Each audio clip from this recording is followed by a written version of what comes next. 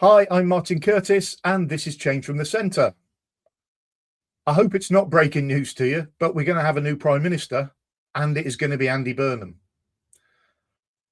It's possible that somebody is going to force a leadership election within the Labour Party, although unlikely.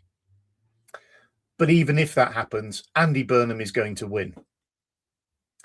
More likely is Andy Burnham is going to be anointed as our new Prime Minister sometime in early July. It also shouldn't surprise you to realise that loads of those Labour MPs who in the previous Conservative government were screaming for general elections every time the leader changed, this time are saying there isn't a need for one. And similarly, there are Conservatives who are saying that we want a general election now and we need a general election now, when a few years ago they were saying we didn't need one. That includes some of those who have jumped ship to reform as well. There's a reality that the reason this comes about is not just because politicians are hypocrites, and not all of them are. Some of them are really decent people, but this does show them as hypocrites. There's no two ways about it. It's not just that. It's the fact that we have a very, very unstable system underpinning our democracy. We have basically an unwritten democracy and that governs and runs by convention. And it means things like this can be manipulated.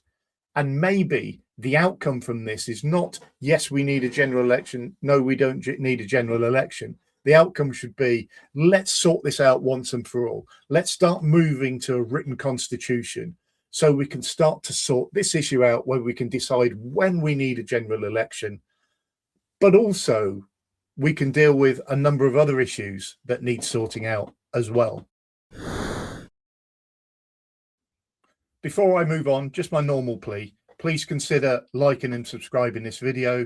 It helps me and it'll help you get notified when I release more material. What about if you agree with me on the need for a written constitution? Let me know what the main reasons why you think we need a written constitution are in the comments. Or if you disagree with me, tell me why you disagree. There are loads of different areas where it is quite clear we need to be a bit more formal about how things are decided. A great example is the behaviour of MPs and Parliament. And it's the fact that there's a lot of power given to a few individuals in that respect. And it seems like us as voters and as the electorate have lost control of that. This is a key area where we could put something into a constitution so that we know that if somebody misbehaves, there is a procedure in place in order to make sure that they are investigated independently, not necessarily by themselves and Parliament investigating itself, and that any punishment that's meted out is just and appropriate. But by far and away, the biggest justification, I think, for a written constitution is not the issue about general election, which I do think is a big part of it, but it is about proroguing Parliament and the lessons that we should have learned from way back in 2019. So I don't know if you remember what happened then, but Boris Johnson decided that he was going to prorogue Parliament, basically wind Parliament up and call a Queen's speech. And his reason for doing that he claimed was because he needed a Queen's speech so that he had a mandate to deliver. But the critics argued that the reason he did it was to avoid parliamentary scrutiny over the Brexit bill. I tend to side with the latter, to be fair, as a view. But the government did prorogue Parliament. That proroguing was then taken to the Supreme Court, and the government argued that it is their right to prorogue Parliament, even if it secures them advantage. Here's a few clips. Boris Johnson is one, and his comments about it, and secondly, his lawyers arguing in court. We need a Queen's speech. That's why Parliament is in recess now, because you always have a recess before a Queen's speech. And anybody who says it's all this stuff about it being anti-democratic, I mean, donnez-moi un break. What a load of nonsense. We were very, very clear that if people wanted a democratic moment, if they wanted an election, we offered it to the Labour opposition, and mysteriously they decided not to go for it. My respectful submission is, even if you were to conclude that some part of the motivation for the length of the prorogation, which is all that is attacked, was political advantage, that is not unlawful. So the outcome of this was, of course, that the Supreme Court found against the government and ruled that basically proroguing of Parliament never happened, and Parliament was made to sit the very next day.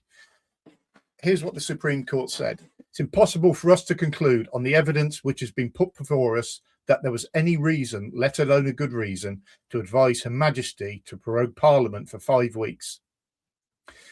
We cannot speculate in the absence of further evidence upon what such reasons might have been. It follows that the decision was unlawful. So there's an issue here. Obviously, the government was wrong to prorogue Parliament. However, whether you're on the side of the government or you're on the side of the courts in this argument, if we had had a clear constitution that said these are the circumstances in which you do it, these are the circumstances in which you don't, that sorry incident would never, ever have happened. But there are many, many other areas of Parliament where this would absolutely help us. And you only have to go and look and see the way they work overseas with written constitutions. So it's a good example. Andy Burnham is going to come in, and he is supposed to be an advocate of devolution. So you could set devolution out once you've established it, and once you've established what devolution is, what powers rest with who, you could set that out as part of a constitution. And it would do two things. It would make clarity of purpose as far as local government, elected mayors, and anybody else are concerned. But what it would also do is that it would stop government actually reining powers in and passing powers back out. There's stuff going on at the moment that a lot of people are really uncomfortable with. Good example is the government have set out basically their own guidelines on when a local authority planning committee should see a planning application and when it shouldn't, and basically toughened up the rules and centralised them.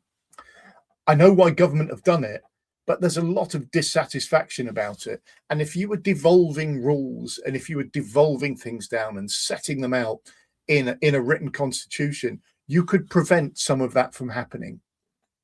You could guide our elections through a written bill and through a written constitution, exactly when elections are held, how elections are held, not just national elections, but local elections as well.